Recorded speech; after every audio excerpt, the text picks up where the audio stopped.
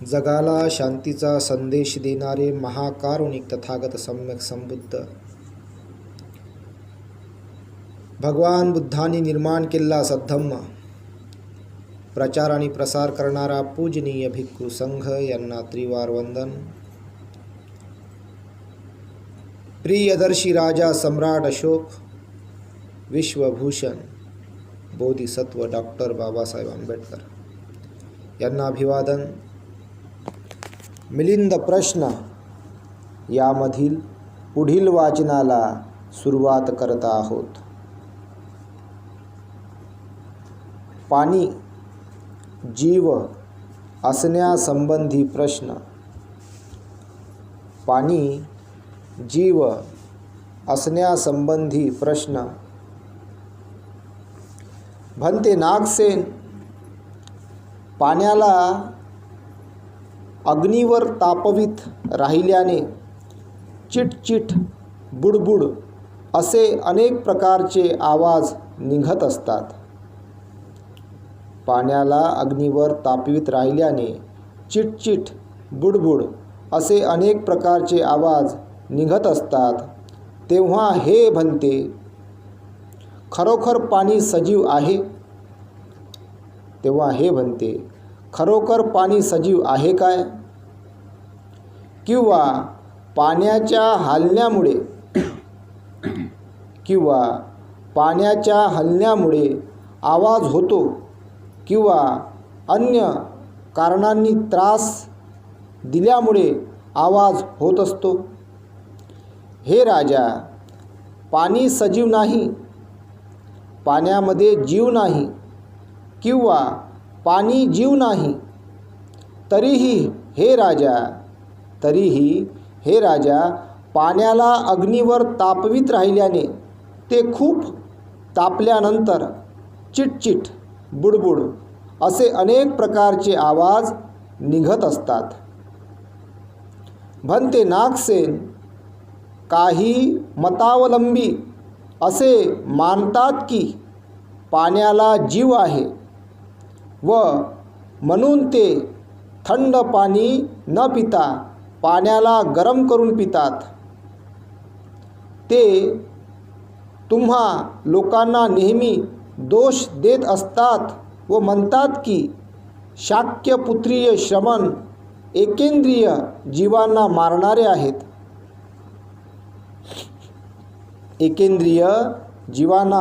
मारणारे आहेत.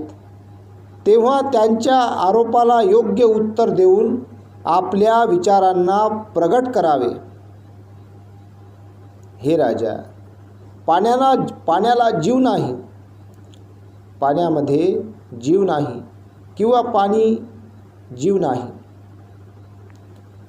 तरीही हे राजा, पाण्याला अग्नीवर तापवीत राहिल्याने ते खूप तापल्यानंतर चिटचिट बुडबुड असे अनेक प्रकारचे आवाज निघत असतात.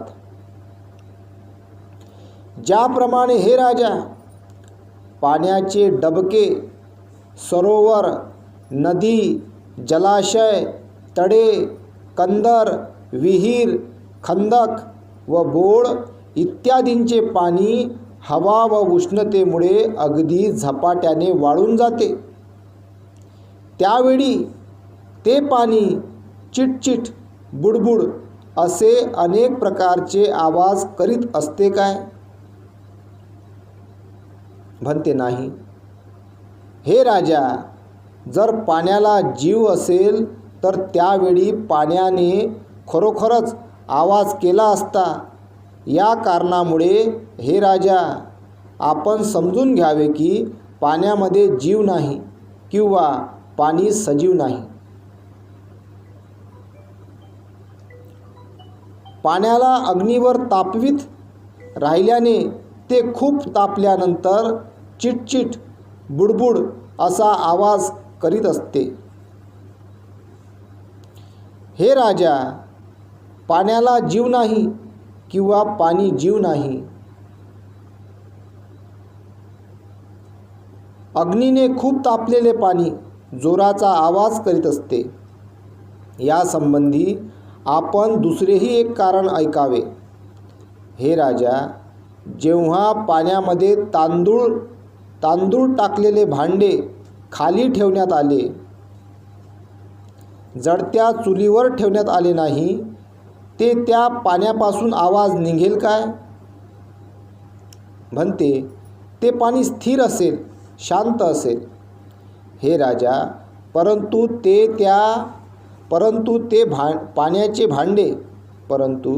ते पाण्याचे भांडे जळत्या चुलीवर ठेवण्यात आले तरी ते पाणी स्थिर व शांत राहील काय? म्हणते नाही. ते पाणी खालवर होईल, गरम होऊन शुद्ध होईल, खदखदू लागेल, तरंग उठतील, फेस येईल व ते वर खाली चारही बाजूंना पसरेल आणि त्यातील तांदूळ सारखे खालून वर वरून खाली होत राहतील. हे राजा, स्वाभाविक पाणी कशामुळे चंचल नसते? स्वाभाविक पाणी कशामुळे चंचल नसते? कशामुळे शांत नसते?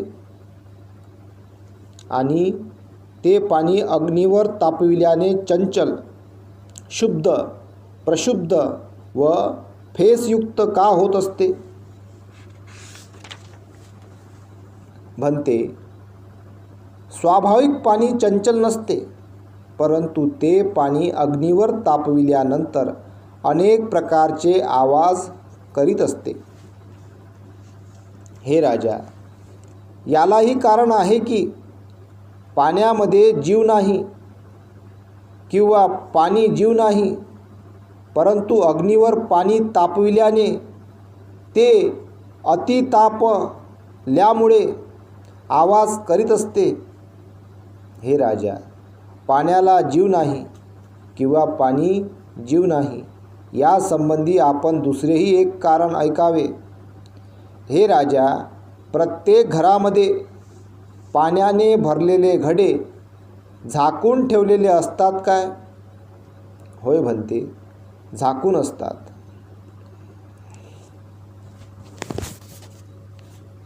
तेव्हा हे राजा, त्या घड्यातील पाणी अशाच प्रकारे शुद्ध, प्रशुद्ध व खवळलेले असते काय? म्हणते नाही. ते पाणी अचल शांत असते, ते स्वाभाविक स्थितीमध्ये असते. परंतु हे राजा, महासमुद्राचे पाणी चंचल, शुद्ध, प्रशुद्ध व आवाज करणारे असते, हे आपण आधी ऐकलेले आहे काय? महासमुद्राचे पाणी चंचल, शुद्ध, प्रशुद्ध व आवाज करणारे असते, हे आपण आधी ऐकलेले आहे काय? होय म्हणते, मी पूर्वी ऐकलेले आहे व पूर्वी पाहिलेले आहे की महासमुद्राचे पाणी 100 हात उंचीपर्यंत व 200 हात उंचीपर्यंत आकाशात उसळत असते. विचार करा, 200 हात, 100 हात उंच, एक हात आपला किती मोठा राहते, असे 100-200 हात उंच असं पाणी ते उसळते, लाट समुद्राची. उंचीपर्यंत 200 हात उंचीपर्यंत आकाशात उसळत असते. मग हे राजा, घड्यातील पाणी कोणत्या कारणामुळे स्थिर, शांत असते व आवाज करीत नाही, आणि महासमुद्रातील पाणी कोणत्या कारणामुळे चंचल असते व आवाज करीत असते? हे म्हणते, वायूच्या वेगामुळे महासमुद्रातील पाणी चंचल होते व आवाज उत्पन्न करीत असते, परंतु घड्यातील पाण्यावर कोणीच प्रहार करीत नसल्यामुळे ते आवाज करीत नाही. ज्याप्रमाणे हे राजा, वेगवान हवेमुळे महासमुद्रातील पाणी चंचल होत असते व आवाज करीत असते, अशाच प्रकारे अग्नीच्या तापामुळे पाणी आवाज करीत असते. म्हणते, लोक नगाऱ्याला गाईच्या वाळलेल्या चामड्याने मढवितात हे आपल्याला माहीतच असेल. होय म्हणते. तर मग हे राजा, त्या नगाऱ्याला जीव आहे काय, किंवा तो जीव प्राणी आहे काय? म्हणते नाही. मग हे राजा, नगारा कशामुळे आवाज करतो? हे राजा, स्त्रिया किंवा पुरुषांच्या बोटांच्या प्रयत्नामुळे आवाज उत्पन्न होतो. ते वाजवतात ना त्याला. ज्याप्रमाणे हे राजा, स्त्रिया किंवा पुरुषांच्या बोटांच्या प्रयत्नांनी नगारा आवाज करतो, अशा प्रकारे अग्नीच्या तापामुळे पाणी आवाज करीत असते. या कारणामुळे हे राजा, आपण समजून घ्यावे की पाण्यामध्ये जीव नाही किंवा पाणी जीव प्राणी नाही. पाण्याला अग्नीवर तापवीत राहिल्याने ते खूप तापल्यानंतर जोराचा आवाज करीत असते. हे राजा, मला सुद्धा तुम्हाला काही प्रश्न विचारायची इच्छा आहे. म्हणजेच तो प्रश्न चांगल्या प्रकारे शिक्षित करू शकेल. हे राजा, सर्वच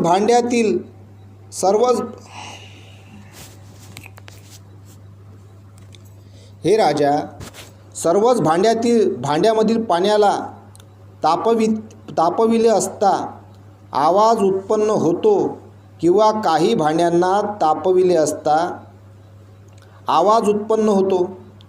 म्हणते सर्वच भांड्यातील पाण्याला तापविले असता आवाज उत्पन्न होत नाही. काही भांड्यामधील पाणी तापविले असता आवाज उत्पन्न होतो. तेव्हा हे राजा, तुम्ही स्वतःचे मत सोडलेले आहे व माझ्या बाजूला आलेले आहात की पाण्यामध्ये जीव नाही किंवा पाणी जीव नाही. हे राजा, जर सर्वच भांड्यातील पाण्याला तापविल्यामुळे आवाज उत्पन्न झाला असता तर कदाचित पाण्याला जीव आहे असे म्हणता आले असते. हे राजा, जे आवाज करते ते सजीव व जे आवाज करीत नाही ते सजीव असे दोन प्रकारचे पाणी नसते.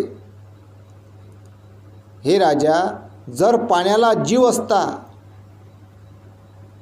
तर मोठमोठ्या हत्तींनी आपल्या सोंडेमध्ये पाणी शोषून घेऊन आपल्या अंगावर पाणी उडवून तोंडामध्ये फेकत असताना पोटामध्ये जाणाऱ्या पाण्याने दातामध्ये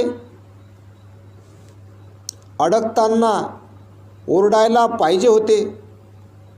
महासमुद्रामध्ये 100 हात लांबीचे मोठे वजनी असे अनेक जहाज महाभयंकर भार घेऊन इकडून तिकडे ये जा करीत असतात. त्यांच्या वजनाने सुद्धा पाणी चेंदले जाते, तेव्हा पाण्याने ओरडायला पाहिजे होते. त्याचप्रमाणे महासमुद्रामध्ये विशाल काया असलेले मासे, तिमिंगल, तिमिरपंगला सारखे मोठमोठे मासे पाण्याच्या आतमध्ये डुबकी लावतात व आपल्या निवासस्थळी राहतात. मोठमोठ्या लाटा उसळत असतात, वाजतात. तसेच त्यांच्या दातामध्ये पोटामध्ये पाणी चेंदत असताना पाण्याने ओरडायला पाहिजे होते. हे राजा, अशा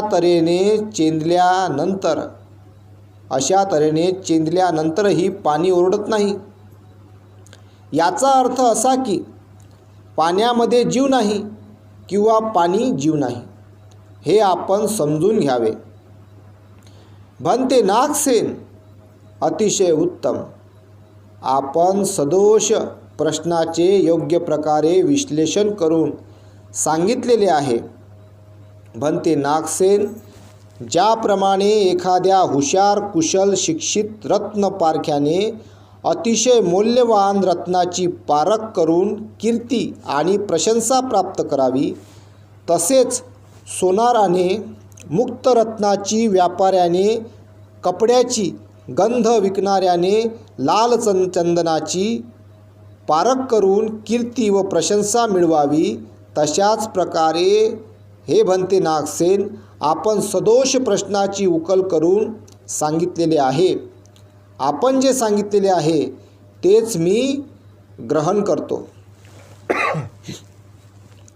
बघा, पाण्यामध्ये जीवही नाही म्हणते आणि पाणी सजीवही नाही.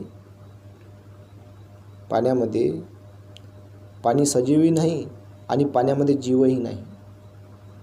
म्हणजे फक्त पाणी बघा, पाण्यामध्ये जे काही जीव प्राणी असतात ते भाग वेगळा, त्याच्यामध्ये जगणारे प्राणी त्याला सोडून द्या, त्याच्यावर नाही बोलू राहिलो आपण बोलू राहिलो पाण्याबद्दल, फक्त पाणी. जसं गिलासात पाणी आहे तर म्हटलं गेलेलं आहे पाणी सजीव नाही. सजीव म्हणजे जसं आपण सध्या जिवंत आहोत तर आपल्यामध्ये जीव आहे, तर पाण्यामध्ये जीवही नाही म्हणते. मग हे पाणी काय आहे नेमकं? आता काही जण मी म्हणताना ऐकलेलं आहे पाण्यामध्ये राजा जीव आहे म्हणून तर आपली ताण भागते. पाणीमध्ये कोणी म्हणते पाणी सजीव आहे म्हणून तर आपली ताण भागते. नाही तर असंच असते का? तर मग आपण एक कल्पना करूया, जर पाण्यामध्ये जीव आहे किंवा पाणी सजीव आहे, जर पाण्यामध्ये जीव आहे, जर पाणी सजीव आहे असं आपण कल्पना करूया, कल्पना फक्त. तर मग त्याच्यामध्ये जे माणसं उड्या टाकतात आत्महत्या करण्यासाठी त्या पाण्यामध्ये, ते पाणी त्याला वाचवत काऊन नाही? कायले आला राजा, निघ बाहेर, चल, त्याला काढायला पाहिजे होतं पाण्याच्या बाहेर. जर पाण्यामध्ये जर जीव आहे, जर पाण्यामध्ये पाणी सजीव आहे तर त्या पाण्यानं काय करायला लागलं? जोही आत्महत्या करायला त्या पाण्यामध्ये आला त्याला पाण्यानं काय करायला किनाऱ्यावर सोडून द्यायला लागलं होतं. कायले मरत राजा, जगणं जाणं होय ना बाहेर, इथं कायले आला असं म्हणायला लागलं होतं. हे पाणी नेमकं आहे काय? का याच्यामध्ये लोक डुबल्यानंतर मरण पावतात? याचा मतलब ते सजीवही नाही आणि त्यामध्ये जीवही नाही. तर हे यानं मग ताण कशी काय भागते हाही प्रश्न पडलेला आहे. माणसाच्या अंगामध्ये तहान लागल्यावर तहान भागते आपल्याला पाणी पिल्यानंतर, याच्यावरही आपलं चिंतन असलं पाहिजे. तर पहा किती गंभीर प्रश्न आहे. मागं त्या 19व्या शतकामध्ये कोणतरी साल होय ते, हो या 100 वर्षातलीच घटना आहे. ते टायटॅनिक नावाचं जहाज डुबलं होतं, त्याच्यावर पिक्चरसुद्धा बनलेला आहे. टायटॅनिक खूप मोठं जहाज होतं ते, त्याच्यावर हजारो लोक होते आणि ते भर समुद्रामध्ये घेऊन त्या एका फार मोठ्या बर्फाला टकरावून ते जहाज कानी त्याचे 2 तुकडे झाले आणि ते पूर्ण समुद्रामध्ये डुबून गेलं. त्याच्यामध्ये हजारो लोक मेले आणि ज्यांच्यामध्ये काहीतरी वाचण्याचं हे काहीतरी पकडून होते कायला त्या टूप वगैरेला, तर काही लोक त्याच्यामध्ये वाचले. तर ते जहाज इतक्या अंदर डुबलं म्हणते का ते जहाज कोणी पाहिले जाते, काही कसं आहे बा, अंदर जाते पाहिले. आणि काही जण ते जहाज पाहिले गेले का वापसच येत नाही, तिथं अंदर जाऊन ते गायब होऊन जातात किंवा मरण पावतात. तर असो, पण पाण्यामध्ये जीवही नाही आणि पाण्यामध्ये पाणी सजीवही नाही हे आपल्याला यामधून कळून येते. आता जेव्हा हे पाण्यानं जेव्हा ताण भागते, पाणी पिल्यानंतर तहान भागते, तर ही ताण का भागते हाही प्रश्न आहे. पाण्यामध्ये जीवही नाही, पाणी सजीवही नाही, पण तहान लागते आपल्याला. आणि तहान लागल्यानंतर आपण जेव्हा ते पाणी पितो तेव्हा आपली तहान भागते. तर याच्यावर माझं फक्त एवढंच मत आहे. बाकी यावर सायंटिस्ट लोकांनी काय संशोधन केले, का असं होते, तर हे त्यांचा प्रश्न आहे. याच्यावर माझं असं मत आहे का आपलं हे शरीर 4 घटकांनी बनलेलं आहे: पृथ्वी, आप, तेज आणि वायू. पृथ्वी, आप म्हणजे पाणी. तर आपल्या शरीरामध्ये जेव्हा पाण्याची पातळी कमी होते तेव्हा आपल्याला तहान लागते. जेव्हा आपल्या शरीरातली पाण्याची पातळी कमी होते तेव्हा आपल्याला तहान लागते.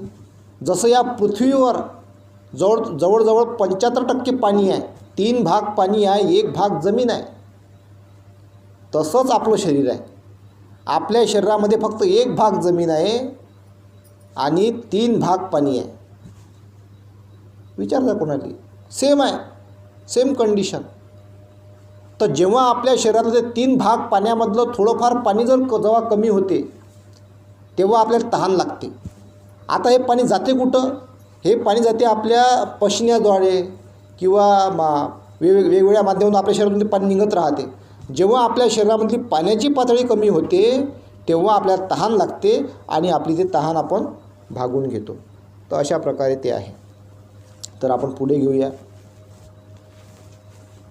म्हणून पाणी जीवही नाही आणि पाणी सजीवही नाही.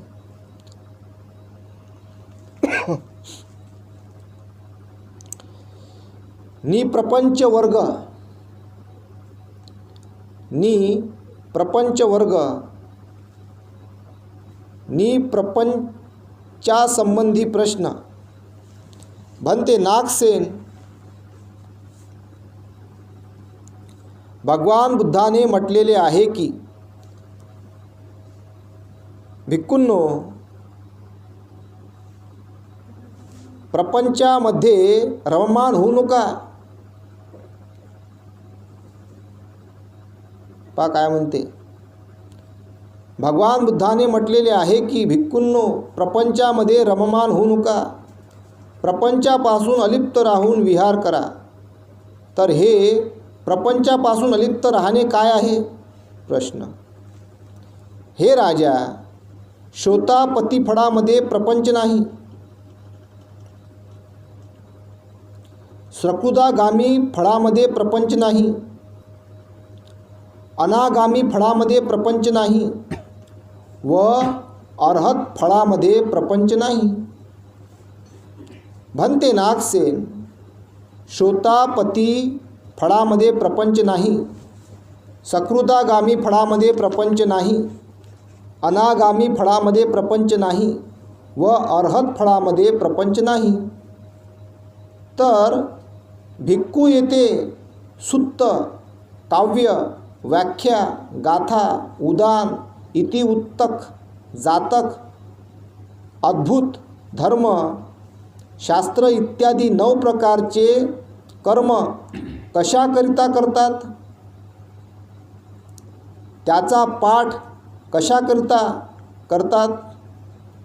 त्याची माहिती कशाकरिता प्राप्त करतात? दान व पूजेचे महत्त्व कशाकरिता? अशा प्रकारे ते बुद्धाने नाकारलेले काम करीत नाही काय? प्रश्न.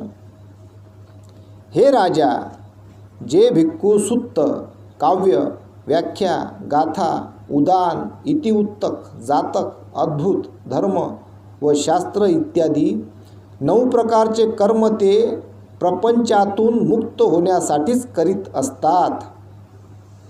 हे राजा, जे स्वाभाविकपणे परिशुद्ध झालेले आहेत, वासना नियंत्रित आहेत, ते लवकरात लवकर प्रपंचमुक्त होतात. परंतु जे भिक्खू त्या धुळीमध्ये फसलेले आहेत ते याच क्रियेद्वारे प्रपंचमुक्त होतात. ज्याप्रमाणे हे राजा, एका पुरुषाने आपल्या शेतामध्ये बीज पेरून बांध न घालता आपल्या शक्ती, सामर्थ्य व प्रयत्नाने धान्य उगवावे आणि एका पुरुषाने आपल्या शेतामध्ये बीज पेरून जंगलामधील लाकूड व फांद्यांना कापून 4 भिंती तयार करून धान्य उगवावे. जो तेथे 4 भिंती तयार करण्याकरिता शोध घेतो तो धान्य प्राप्त करण्याच्या उद्देशाने. अशाच प्रकारे हे राजा, जे स्वाभाविकपणे परिशुद्ध झालेले आहेत ते लवकरात लवकर प्रपंचमुक्त होतात. बांधाशिवाय धान्य उगविणाऱ्या पुरुषाप्रमाणे, परंतु जे भिक्खू भयंकर धुळीने मळलेले आहेत ते याच क्रियेद्वारे प्रपंचमुक्त होतात. बांधून धान्य उगविणाऱ्या पुरुषाप्रमाणे किंवा हे राजा, एखाद्या पुरुषाने फार मोठ्या आंब्याच्या झाडाच्या अगदी टोकावर आंब्याचे झोक सुरक्षित ठेवावे. आंब्याचे झोक सुरक्षित ठेवावे. नंतर तेथे जो कोणी सामर्थ्य संपन्न असेल त्याने यावे व त्या फळांना चोरून न्यावे. परंतु जो सामर्थ्यहीन आहे त्याने काड्या वेली कापून शिडी तयार करून त्या झाडावर चढून त्या फळांना चोरून न्यावे. जो तेथे शिडीचा शोध घेतो तो फळ प्राप्त करण्याच्या उद्देशाने अशाच प्रकारे हे राजा, जे स्वाभाविकपणे परिशुद्ध झालेले आहेत ते लवकरात लवकर प्रपंचमुक्त होतात. सामर्थ्याने फळ चोरून नेणाऱ्या पुरुषाप्रमाणे परंतु जे भिक्खू मळलेले असतात ते याच क्रियेद्वारे सत्याला पूर्णपणे आत्मसात करतात. शिडी बांधून फळ चोरून नेणाऱ्या पुरुषाप्रमाणे किंवा हे राजा, ज्याप्रमाणे एक पुरुष आपल्या भल्याकरता एकट्यानेच मालकाकडे जाऊन आपले कल्याण करून घेतो, एक धनसंपन्न मनुष्य धनाच्या इच्छेने परिषद निर्माण करून परिषदेचे कल्याण करतो, जो येथे त्याचा परिषदेचा शोध आहे, तो कल्याणाच्या उद्देशाने अशाच प्रकारे हे राजा, जे स्वाभाविकपणे परिशुद्ध झालेले आहेत ते लवकरात लवकर प्रपंचमुक्त होतात. आपल्या कल्याणाकरता एकट्याने जाणाऱ्या पुरुषाप्रमाणे परंतु जे भिक्खू धुळीने मळलेले असतात ते याच क्रियेद्वारे सामान्याचा अर्थ साध्य करतात. परिषदेच्या कल्याणाकरता प्रयत्न करणाऱ्या पुरुषाप्रमाणे हे राजा, त्या कारणांनी पाठ करणे फार उपयोगी आहे. प्रश्न विचारणे फार उपयोगी आहे. नवीन कार्य करणे फार उपयोगी आहे. दान देणे फार उपयोगी आहे. पूजा करणे उपयोगी आहे. ज्याप्रमाणे हे राजा, अधिकारी, सेवक, मंत्री, शिपाई, सैनिक, द्वारपाल, रक्षक, परिषदजन हे सर्व राजाचे लोक आहेत. हे सर्व राजाचे लोक आहेत. ते सर्व गरज पडल्यास उपकार करण्यास तयार असतात. अशाच प्रकारे हे राजा, त्या कारणांनी पाठ करणे फार उपयोगी आहे. पूजा करणे सुद्धा फार उपयोगी आहे. हे राजा, जर सर्व लोक परिशुद्ध झालेत तर अनुशासन करण्याची गरज पडणार नाही. लोक एकूणच काम करतील. हे राजा, स्थविर सारीपुत्राने असंख्य युगापर्यंत कल्प कुशल कर्म केले होते व प्रज्ञेची चरमसीमा प्राप्त केलेली होती, तरी ते सुद्धा श्रमणाशिवाय प्रत्यक्ष आश्रवांचा क्षय करू शकले नाहीत. अशा तऱ्हेने हे राजा, ऐकणे, श्रवण फार उपयोगी आहे. तसेच पाठ करणे सुद्धा, प्रश्न विचारणे सुद्धा फार उपयोगी आहे. म्हणून पाठ प्रश्न विचारल्यामुळे प्रपंचातून मुक्त होता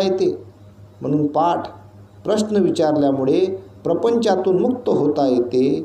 म्हणते नागसेन, तुम्ही चांगल्या प्रकारे अंतर्दृष्टी दिलेली आहे. आपण सांगितल्याप्रमाणेच मी स्वीकार करतो. आता याच्यामध्ये म्हटलं गेलेलं आहे का मुक्त, प्रपंचातून मुक्त होणे म्हणजे काही जाणे नाही. मुक्त होणे म्हणजे त्यागणे, असं त्याचं ते हे दिलेलं आहे. आणि म्हटलं गेलेलं आहे याच्यामध्ये का श्रोतापन्न, सकुदागामी, अनागामी, अर्हत फळ प्रपंचामध्ये प्राप्त होत नाही. सांगा, किती मोठं पद आहे मग हे. तरी अगोदर मी तुम्हाला सकारात्मक दृष्टिकोन सांगितला का प्राप्त होऊ शकते बापा, होऊ शकते, हे माझं मत आहे, होऊ शकते. पण कधी होऊ शे, चिपकून राहिल्यानं होईल काय? हे माय ते माय ते माय ते माय, तरी चिपकून असलं तर नाही होत, श्रोता पण नाही होत नाही. मग त्याला त्यागा लागते तर श्रोता प्रतिफळ प्राप्त होते. म्हणून म्हटलं गेलं इथं का श्रोता फळामध्ये प्रपंच नाही, कारण हे प्रपंचाने प्राप्तच होत नाही. लय मोठी अवस्था आहे, म्हणून तो त्रास होते ना. मग चांगल्या माणसाला त्रास कोण होते? याच कारणामुळे त्रास होतो चांगल्या माणसाला. का जे प्रपंचामध्ये अटकलेले असतात, राग, द्वेष, लोभ, मोह याच्यात पडलेले असतात ते. आणि हे पडल्यामुळे याच्यामध्ये मग जो व्यक्ती श्रोतापन्न असतो, सकुदागामी असतो, अनागामी असतो, अरहंत असतो, अशा लोकांना त्रास होते. का त्रास होते? किंवा तो त्याच्यामध्ये राहू शकत नाही. समजून घ्या, एखाद्या गृहस्थी जीवनामध्ये एखादा मुलगा समजून घ्या, कोणी गृहस्थी समजून घ्या, व्यक्ती मनुष्य असो का मग स्त्री असो का पुरुष असो, जर त्यानं जर श्रोतापन्न अवस्था प्राप्त केली तर तो तिथं राहू शकत नाही, नाही राहू शकत. त्याला ते त्यागा लागते ती अवस्था. आणि त्यागल्यानंतरच तो पुढची वाटचाल करू शकते, कारण लय भारी अवस्था आहे ते. आपण पुढचं घेऊ एक पॅरेग्राफ. म्हणून या अवस्था फार मोठ्या आहेत आणि या अवस्थेला आपण समजून घेऊन आपण धम्माच्या दिशेने वाटचाल केली पाहिजे. आपण धम्माच्या बाबतीत फार अज्ञानी आहोत, म्हणून आपल्याला वारंवार दुःख होत राहते. म्हणून ह्या अवस्था फार मोठ्या आहेत. या अवस्थाला समजून घेऊन आपण त्या दिशेकडे वाटचाल केली पाहिजे, धम्माच्या दिशेकडे वाटचाल केली पाहिजे. पुढे आश्रव नष्ट करण्यासंबंधी प्रश्न. भंते नागसेन, आपण लोक म्हणत असता की जो गृहस्थ अर्हतपद प्राप्त करतो त्याच्यासमोर दोनच अवस्था असतात, तिसरी नाही. जो गृहस्थ अर्हतपद प्राप्त करतो त्याच्यासमोर दोनच अवस्था असतात, तिसरी नाही. एक तर तो त्याच दिवशी प्रवज्जित होतो किंवा परिनिर्वाणाला प्राप्त होतो. याशिवाय त्याला त्या दिवसाला पार करणे शक्य नाही. भंते नागसेन, जर त्याला त्या दिवशी आचार्य, पात्र, चिवर प्राप्त झाले नाही तर त्याने स्वतः प्रवज्जित व्हावे किंवा त्या दिवसाला तसेच जाऊ द्यावे किंवा अन्य कुणीतरी अर्हताने येऊन त्याला प्रवज्जित करावे किंवा परिनिर्वाणाला प्राप्त व्हावे. हे राजा, त्या अर्हताने स्वतः प्रवज्जित होऊ नये. त्या अर्हताने स्वतः प्रवज्जित होऊ नये. स्वतः प्रवज्जित झाल्यास त्याला दोष लागेल. तसेच त्याने तो दिवस व्यर्थ जाऊ देऊ नये. अन्य अर्हताच्या आगमन हो न हो तो त्याच दिवशी परिनिर्वाणाला प्राप्त होईल. तेव्हा हे भंते नागसेन, अर्हताचे शांत असून अर्हतांचे शांत असणे अनुकूल नाही. त्या ज्ञानामुळे त्याच्या जीवाला धोका निर्माण होतो. अर्हताचे शांत असणे अनुकूल नाही. त्या ज्ञानामुळे त्याच्या जीवाला धोका निर्माण होतो. हे राजा, गृहस्थ वेगवेगळ्या प्रकारचे असतात. विषम लिंगाच्या मध्ये लैंगिक दुर्बळता असणे व अशा गृहस्थाला अर्हत्व प्राप्त झाल्यास त्याला त्याच दिवशी प्रवज्जित होणे किंवा परिनिर्वाणाला प्राप्त होणे जरुरी आहे.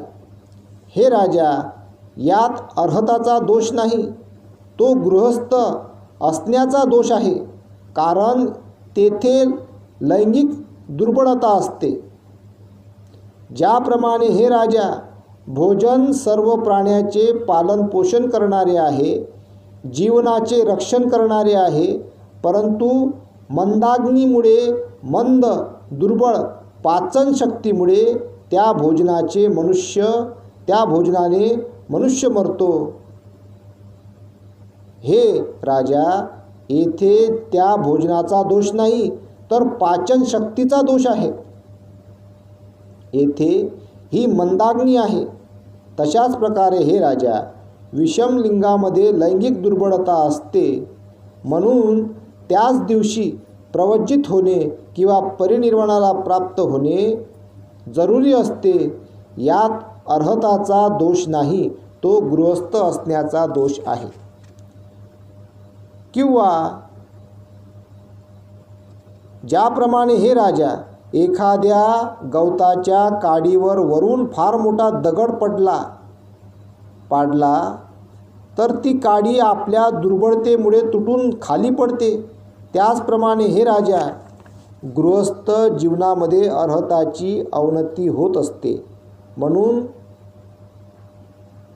म्हणून गृहस्थाला अर्हत पद प्राप्त झाल्यानंतर एकतर तो त्याच दिवशी प्रवज्जित होतो किंवा परिनिर्वाणाला प्राप्त होतो.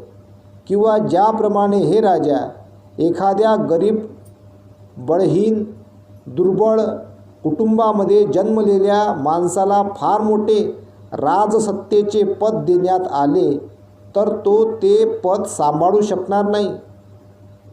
त्याचा ऱ्हास होईल, तो त्या ऐश्वर्याला सांभाळू शकणार नाही. त्याचप्रमाणे हे राजा, गृहस्थाला अर्हत पद प्राप्त झाले तर तो ते पद सांभाळू शकणार नाही. म्हणून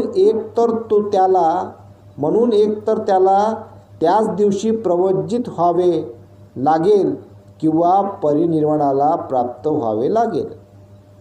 म्हणते नागसेन, अतिशय उत्तम.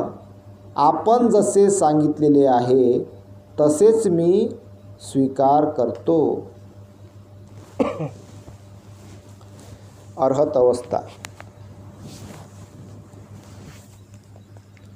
अर्हत अवस्था ही फार मोठी अवस्था आहे. अर्हत अवस्था ही फार मोठी अवस्था आहे. अर्हत झालेला व्यक्ती गृहस्थी जीवनामध्ये राहू शकत नाही. तो एकतर जर तो अर्हंत झाला असेल तर तो त्याच दिवशी जाऊन तो प्रवज्जित होतो, घर त्याग करून टाकतो, तो चालला जातो. नाही तर मग तो त्याच दिवशी परिनिर्वाणाला प्राप्त होतो.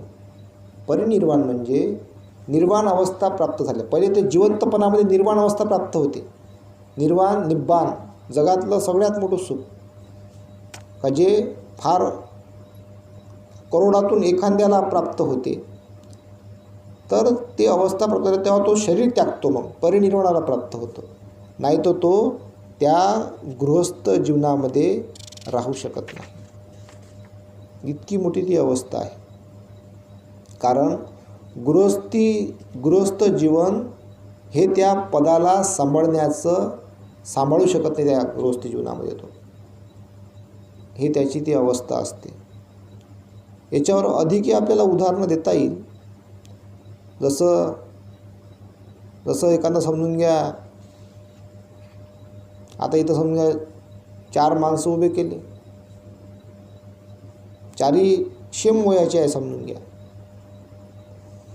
आता त्याचं डाएट वेगवेगळ्या प्रकारचं आहे. एक जण एकच पोळी खाते, एक जण 2 पोळ्या खाते, एक 3 पोळ्या खाते, एक 4 पोळ्या खाते.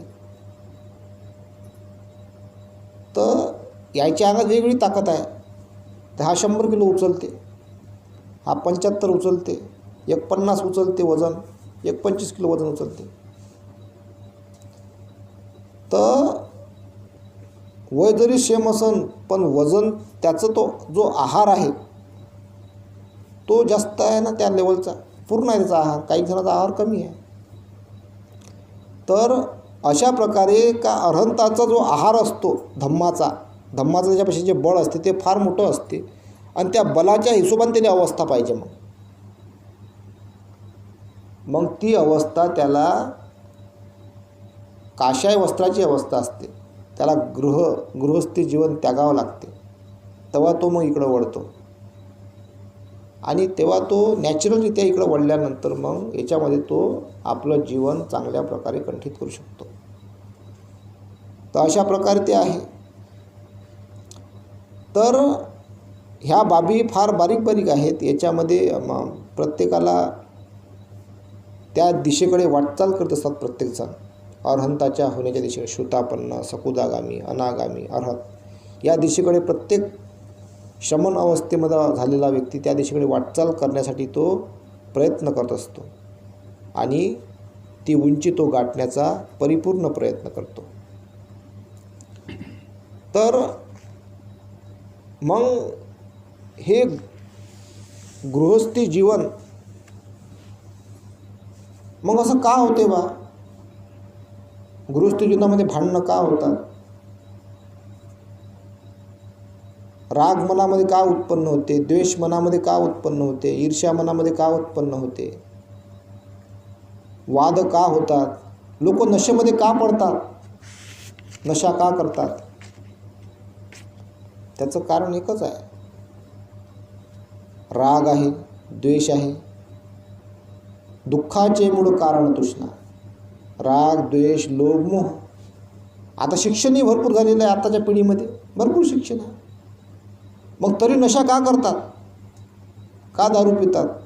का नशा करतात? का वाद घालतात? कारण अज्ञान आहे, अज्ञानता. आणि अज्ञानता असल्यामुळे काही व्यक्ती मग त्या दुःखाच्या पाशामध्ये पडत राहतो. आणि त्याला तो स्वतःलाही त्रास करतो, त्रास देतो. आणि स्वतःपासून तो दुसऱ्यालाही त्रास देतो. आणि जेव्हा तो दुसऱ्याला त्रास देतो तेव्हा मग तो आपल्या दुःखाला वाढवतो, आपल्या दोषाला वाढवतो.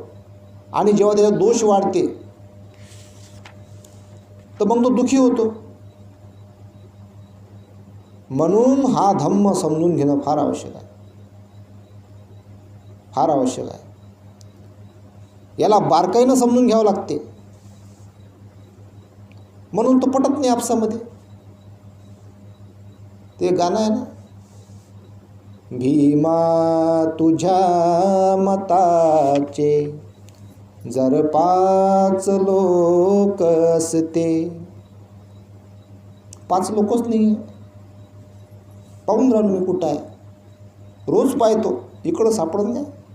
पूर्वले सापडत, पश्चिमले, उत्तर, दक्षिण. 5 लोकच सापडत नाही. पुढं तिथं वाक्य आहे ना, तलवारीच्या तयाचे न्यारेचे टोक असते.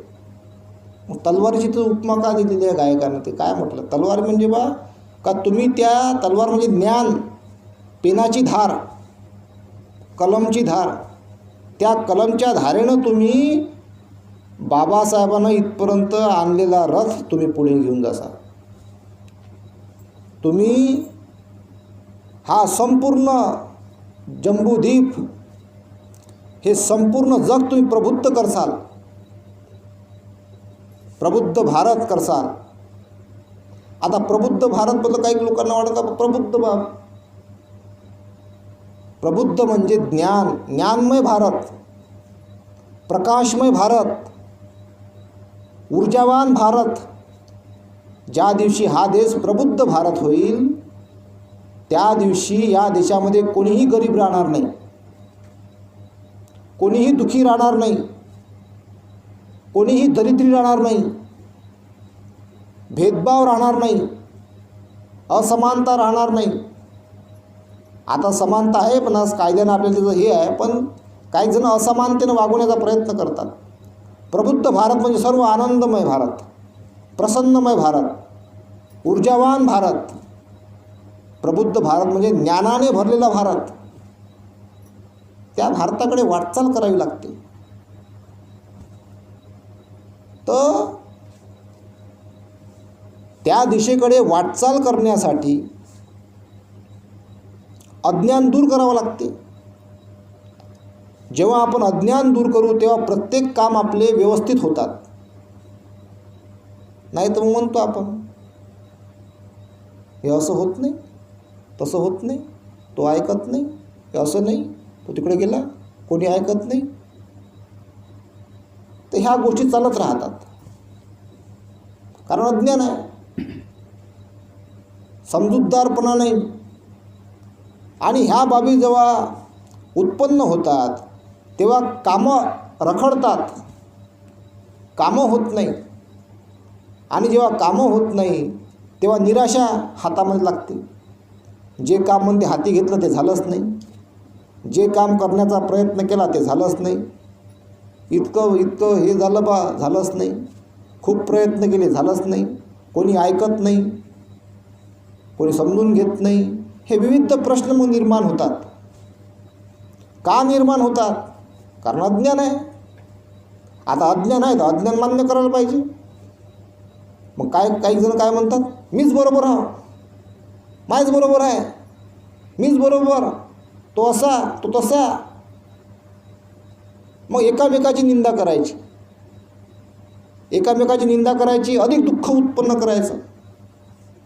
आणि त्याच्यापासून जर प्राप्त जर आपण काही म्हणलो काय प्राप्त झालं बा, तर प्राप्त काहीच नाही, प्राप्त काही झालं नाही. मग म्हणजे 5 माणसं एकत्र आलेले असतात, ते तुटतात. एक इकडं पळते, एक पूर्व, एक पश्चिम, एक उत्तर, दक्षिण, पाचवा जाते वर गेला. त्यानं लय वाट पाहिली, म्हणते आता होईन मग होईन, आता होईन मग होईन, आता होईन मग होईन. काम काही झालं नाही. 5वा गेला वर. तर आता राहिले 4 दिशेनं आहे, एकामेकाचं तोंडही पाहत नाही.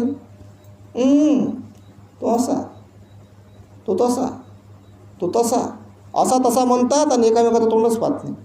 अरे बा, अमर नाही ना आपण? अमर आहो का? अमर कोणी नाही आहे. अहंकार आहे हा, घमंड आहे. आणि घमंड कायचं असते माणसाले? एक तर त्याला शिक्षणाचा घमंड असते, एक पैशाचा घमंड असते. पैसा, शिक्षण याचा घमंड असते ना काही जणांना. काही अहंकार असते. मी काय कमी आहो काय? बम वाचलो मी, मला बम ज्ञान आहे बापा बाबा, पुस्तकच पुस्तक. मग ज्ञान आहे तर मग काम कोण नाही झालं? काम अपूर्ण का? अहंकार मग पैशाचा, मग पैसा आहे तर मग काम कोण नाही झालं? मग काम अपूर्ण का? लोभ, मायाच पैसे पाहिजे, पुरी पेटी भरून, बम पैसे, पैसेच पैसे. किती अज्ञान आहे. आता पैसे काय सोबत घेऊन जात नाही ना, ज्ञान सोबत घेऊन जात. भगवंतांनी म्हटलं ज्ञान वाटा, ज्ञान वाटायला पाहिजे, कोणातरी मंगल होईल, कल्याण होईल. वाटल्यानं ते ज्ञान वाटल्यानं वाढते. आणि पैसा असेल तर पैसा दान केला पाहिजे, धम्मासाठी दान केला पाहिजे, धम्माचं कार्य केलं पाहिजे. आता धम्माचं कार्य केल्यानं पैसा घटत नाही, उलट वाढते. तर ह्या अशा बाबी मग चालत राहतात. हे रोग होय. अहंकार, घमंड हे रोग आहे. आणि ह्या रोगामुळं काय झालं, बाबासाहेबाचं जे कार्य आहे ते मागे पडलं. मग हे मग असे इकडं याच्या मागं 5 लोक, त्याच्या मागं 10, याच्या मागं 15, त्याच्या मागं 20, विघटन. सांगू सगळेच बाबासाहेबच राहिले, दुसरं कोणी काही सांगत नाही, सगळे बाबासाहेबच सांगतात. असं कोणीच नाही का जो बाबासाहेब सांगत नाही, सगळेच बाबासाहेब सांगून राहिले. पण विखुरलेले आहे, विखुरलेले आहे, पसरलेले आहे. विविध माध्यमांमध्ये पसरलेले आहे, विविध गटामध्ये विखुरलेले आहे. एकोपा नाही.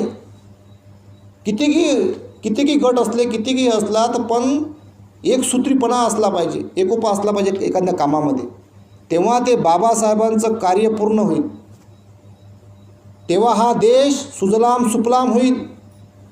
तेव्हा या देशातला प्रत्येक नागरिक, शेवटच्या घटकापर्यंत नागरिक, जो गरीब आहे तो गरीब नागरिक, त्याच्यापर्यंत शिक्षण पोचेल, त्याच्यापर्यंत आरोग्य पोचेल, त्याच्यापर्यंत आरोग्य, शिक्षण, संपन्नता पोचेल आणि तो प्रगतीच्या दिशेने वाटचाल करेल. तेव्हाच हा प्रबुद्ध भारत होईल. आणि त्यासाठी सर्वांनी मिळून काम केलं पाहिजे. अहंकार सोडला पाहिजे, अहंकार त्यागला पाहिजे, घमंड त्यागला पाहिजे आणि मैत्री उत्पन्न करून, एकोप्याने काम करून या देशाला आणि या देशातील प्रत्येक नागरिकाला, आपल्याला शेवटच्या घटकामध्ये असलेल्या नागरिकाला, जो मागे राहिलेला आहे त्याला सोबत घेऊन त्याला प्रगतीच्या दिशेकडे घेऊन जावं लागेल. नाही तर होऊन काय राहिलं, एक बम श्रीमंत आणि एक सगळ्यात शेवटचा माणूस फार गरीब, फार दरिद्री, फार दुःखी, अशी फळी आजही का बा? कारण इथं काही लोक कामच नाही करू राहिले. थोडेफार लोक आहेत का जे फार प्रामाणिकपणे काम करू राहिले, त्याच्यामुळं आतापर्यंत हे प्रगती झाली. ज्या संत महापुरुषांनी हे काम इथपर्यंत आणलं, त्यांचं काम पुढे घेऊन जाण्याकरता फार कमी लोक काम करू राहिले. त्यांच्यामुळं इतकी प्रगती आपल्यापर्यंत भेटली आपल्याला. जर हे सर्वच लोक जर एकोप्यानं जर काम करतील आणि ठरवलं का आपल्याला या देशातल्या प्रत्येक नागरिकाला बा सुजलाम सुफलाम बनवायचं आहे, प्रत्येक नागरिक हा श्रीमंत झाला पाहिजे, त्याची गरिबी दूर झाली पाहिजे, त्याच्यापर्यंत शिक्षण पोचलं पाहिजे, त्याच्यापर्यंत आरोग्य पोचलं पाहिजे आणि त्याच्यापर्यंत सगळ्या प्रकारचा रोजगार, सर्व आरोग्य संपन्न होऊन तो प्रगतीच्या दिशेकडे वाटचाल त्यानं केली पाहिजे. अशासाठी जर प्रत्येकजण काम करेल ना तर कोणीच सामान्य राहणार नाही, सगळे व्यक्ती सदन होऊन जातील. पण ही मानसिकता असली पाहिजे काम करण्याची. आणि जोपर्यंत ही मानसिकता काम करण्याची होत नाही तोपर्यंत या देशातल्या नागरिकांना न्याय मिळणार नाही. ती मानसिकता असली पाहिजे. आजच्या काळामध्ये प्रत्येक मनुष्य सदन पाहिजे होता. इथं त्या हिशोबानं कार्य होत नाही. याच्यावर आपण लक्ष दिलं पाहिजे. तर मग इथं साथ कोण देते? इथं साथ देते आपल्याला हे भारताचं संविधान. त्या संविधानाला वाचून आपल्या हक्क अधिकारासाठी आपण लढलं पाहिजे, न्यायाच्या मार्गाने, कायद्याच्या चौकटीमध्ये राहून आपण त्या आपल्या अधिकारासाठी लढलं पाहिजे. आणि जेव्हा आपण आपल्या अधिकारासाठी लढू तेव्हा आपले अधिकार आपल्याला मिळतील. आपल्याला शिक्षण मिळेल, आपल्याला रोजगार मिळेल, आपल्याला चांगलं आरोग्य मिळेल आणि सर्व सुखसुविधा आपल्याला मिळतील. त्या अधिकारासाठी आपण न्यायाच्या मार्गाने, कायद्याच्या मार्गाने आणि कायद्याच्या चौकटीमध्ये राहून आपण आपल्या हक्क अधिकारासाठी लढलं पाहिजे.